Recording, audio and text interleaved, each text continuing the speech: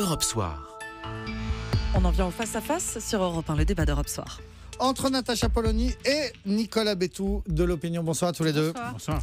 On est donc à 5 jours du premier tour, mais il reste seulement 3 jours de campagne. C'est bien qu'on peut sans doute le dire maintenant. Les débats de fond n'auront pas eu lieu. En tout cas, la présidentielle, pour la première fois, n'aura pas été un combat entre la droite et la gauche, combat classique. Pourquoi, à votre avis, Natacha Polony ? Est-ce que c'est parce que cette fois, on a un match à 4 ? Non, le match à 4 vient du fait que la configuration, notamment du vieux clivage gauche-droite, est en train d'exploser. C'est plutôt dans l'autre sens qu'il faut prendre les choses. Et pourquoi ? Tout simplement parce que nous arrivons au bout d'un cycle. Au bout d'un cycle qui est un cycle mondial, celui du développement de la mondialisation dont Alain Minc pensait qu'elle allait être heureuse. Bon, on s'aperçoit que ça n'est pas le cas. Et on s'aperçoit que ça a des conséquences directes sur la façon dont doivent être menés les choix en France. Et ce qui est intéressant dans cette campagne, c'est que on ne s'est pas posé la seule question qui valait pour une campagne comme celle-là, dans ce moment de basculement où on a vu Donald Trump qui est en train de remettre en cause lui aussi les règles de la mondialisation. La question, c'est qu'est-ce que c'est qu'un président de la République ? À quoi il sert exactement ? C'est-à-dire, quelle est sa marge de manœuvre pour décider réellement de ce que va être l'avenir du pays en fonction du vote des électeurs ? Donc, quelle est la souveraineté de la nation ? De quelle indépendance réelle jouissons-nous ? Je prends un simple exemple. Quand nous vendons des armes, on ne va pas se flatter de vendre des armes, enfin de fait, c'est une des industries françaises. Et bien, quand nous vendons des armes, nous devons demander l'autorisation des Américains s'il y a un seul composant, même une micro-puce électronique, qui est fabriquée par les États-Unis. Bon, ça veut dire que, en fait, toutes les armes que nous avons vendues pendant ce quinquennat, c'était avec l'accord des États-Unis, et sinon, ça ne se fait pas. Point. Bon, de même, on pourrait parler de l'extraterritorialité du droit américain, des choses qui s'imposent à nos entreprises. Donc, quelle est la marge de manœuvre dont dispose un président, ou est-ce que ça va être un fantoche qui est là juste pour la décoration ? C'est ça la vraie question. Et la vraie question qu'on ne s'est pas posée pendant la campagne, sauf vous, à peu près tous les soirs, à ce micro. Mais, bon. Mais écoutez, c'est dans la mesure où j'ai l'impression de prêcher dans le désert. Hashtag droit à la parole. Mais oui, ne vous inquiétez pas, Nicolas. Non, j'ai une vision assez largement différente de celle de Natacha. À la question, pourquoi est-ce qu'il n'y a pas eu de débat ? Il n'y a pas eu de débat pour plusieurs raisons, j'allais dire techniques. La première, c'est qu'il y a eu des primaires. Et ces primaires ont été des moments de débat, de vrais débats. Il y a eu de vrais débats à droite, même si les positions n'étaient pas totalement antinomiques les unes des autres, mais il y a eu des vrais débats. Et il y a eu des vrais débats à gauche. On dit beaucoup de choses ont tourné autour du revenu universel, pas seulement.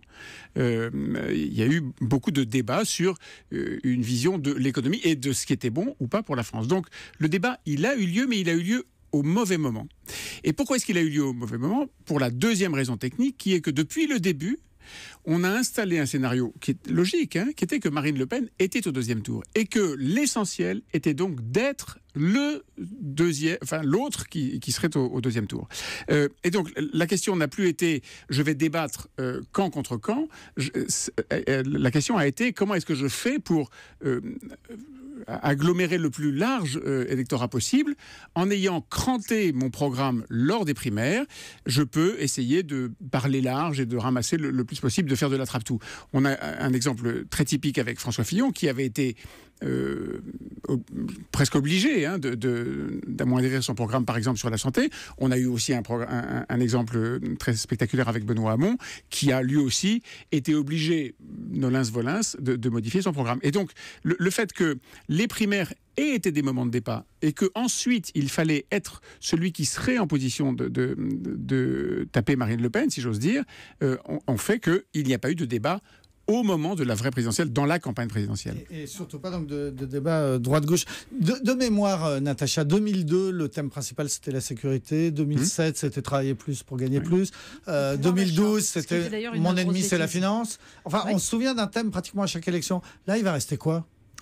Il va rester cet éclatement total des configurations politiques, c'est-à-dire en effet l'idée qu'on ne peut plus continuer avec une fausse alternance. Mais le problème, c'est que évidemment les primaires, c'était une façon de replâtrer ce vieux système et d'essayer de le faire continuer jusqu'au bout. Simplement, nous sommes piégés par le fait que, non pas on avait décidé que Marine Le Pen serait au second tour, mais on n'avait pas décidé, on avait constaté qu'elle le serait. Mais depuis 20 ans, on fait en sorte de laisser au Front National le monopole de l'alternative politique. Et le problème est là. Et tous les débats sont concentrés autour de la question de savoir si un tel fait le jeu du Front National ou ne fait pas le jeu du Front National quand il parle. Donc ça stérilise absolument tous les débats. Et on l'a eu même dans cette campagne. On voit ressurgir les attentats, donc le risque terroriste. Or, de quoi a-t-il été question pendant cette campagne qui pouvait légèrement toucher à ça, parce que quand même on a tous oublié qu'il y avait eu 230 morts, la question de la géopolitique. Et là, ça s'est résumé à une chose. Est-ce que vous êtes fan de Poutine ou pas fan de Poutine? Parce que si vous dites un mot pour dire qu'il faut discuter avec Vladimir Poutine, c'est que vous êtes fan de Poutine et que donc vous faites le jeu du Front National et que donc vous êtes dans le camp du mal. C'est une vision un peu réductrice de la géopolitique, me semble-t-il. Nicolas Bétou. Un thème s'est imposé, à mon avis, le dégagisme. Le dégagisme qui fait que, et François Hollande bien sûr, et Nicolas Sarkozy, et Alain Juppé, et Cécile Duflot, et Yannick Jadot, et Manuel Valls ont été dégagés. Et peut-être François Fillon le sera. Et donc, aujourd'hui, le thème qui a dominé la campagne, c'est le dégagisme, selon ce qui se passera dimanche prochain. Autrement dit, est-ce que François Fillon sera au deuxième tour? Dans ce cas-là, on pourra dire le système n'a pas complètement explosé et un parti de gouvernement a, entre guillemets, sauvé sa tête, sauvé sa peau. S'il n'est pas au deuxième tour, alors tous les partis de gouvernement auront été balayés, le dégagisme aura joué à plein. Voilà, le dégagisme, c'est ce qui restera de cette campagne, nous dit Nicolas Bétou. Merci beaucoup, merci Natacha. Le retour maintenant de François Clémenceau, bonsoir. Bonsoir Nicolas. François Clémenceau du Journal du Dimanche, la chronique étranger, l'édito étranger comme tous les soirs. Comment ne pas perdre une élection comme Hillary Clinton? C'est la question que vous vous posez puisqu'on est à moins d'une semaine, à 5 jours du premier tour de la présidentielle en France, et que vient de sortir aux États-Unis le premier livre qui raconte de l'intérieur les raisons de la défaite d'Hillary Clinton en novembre dernier. Et il n'est peut-être pas trop tard pour en tirer des leçons. Oui, ce livre d'enquête a été écrit par Jonathan Allen et Amy Parnes. Ce sont deux des meilleurs journalistes politiques américains. Ils avaient déjà publié en 2014 un premier livre sur Hillary Clinton lorsqu'elle était secrétaire d'État. Et à l'époque, l'un comme l'autre n'avait aucun doute sur sa capacité à devenir présidente des États-Unis.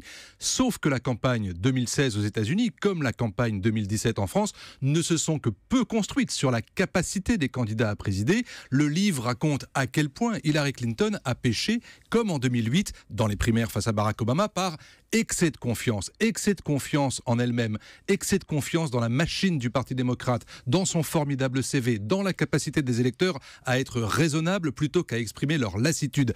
Elle aurait pu corriger le tir en tirant les leçons de son combat gagné au forceps face à Bernie Sanders. Elle ne l'a fait qu'à moitié et c'est ce qui explique en partie son échec face à Donald Trump. Alors voilà maintenant la question qu'on se pose du coup, François Clémenceau, qui en France pourrait être la nouvelle Hillary Clinton? Eh bien, on pense évidemment naturellement à François Fillon, bien que la situation soit différente dans la mesure où il se présente lui-même en candidat de l'alternance, mais il est tout de même handicapé par deux ressemblances avec Hillary Clinton. Comme elle, il croit que 30 années de mandat électif et des années d'expérience gouvernementale sont un atout majeur par rapport aux autres candidats. Sauf que la montée en puissance d'Emmanuel Macron, de Marine Le Pen, de Jean-Luc Mélenchon prouve que près de 2 Français sur 3 sont attirés au contraire par un renouvellement de la classe politique. Et deuxièmement, comme Hillary Clinton avec l'affaire des emails, François Fillon pense que le Penelope Gate, les soupçons de corruption passive qui pèsent sur lui, pollue la campagne qui doit se jouer, selon lui, sur le programme et rien que sur le programme. Or, si Donald Trump a gagné, même de très peu, c'est en partie parce que les électeurs étaient aussi en colère contre le mensonge, la dissimulation, l'hypocrisie et le manque de transparence chez des candidats qui se croient intouchables. Est-ce qu'Emmanuel Macron pourrait lui aussi être affecté par ce syndrome Hillary? Oui, et en bonne partie parce qu'il est, d'ailleurs avec un certain courage, le défenseur d'une Europe encore plus forte et d'une mondialisation qu'il veut seulement réguler, alors qu'il s'agit là, à tort ou à raison, de deux cause majeure de peur et de repli chez les Français. Comme Hillary Clinton, il veut être le candidat du changement, mais dans la continuité et non pas d'une rupture radicale, comme ses 3 concurrents. Le livre sur Hillary Clinton montre que la défaite à une élection est rarement due à un problème de personnalité, mais à la qualité ou à la médiocrité d'une campagne, et ses auteurs estiment que celle d'Hillary était pratiquement, pour ces raisons-là, perdue d'avance. Merci François Clémenceau. Donc les points communs entre la campagne américaine et la campagne française, avec une différence quand même, c'est que la campagne américaine, on connaît le résultat, alors que la campagne française, pas encore. Dans un instant, les médias, le ZAP et Nicolas Canteloup.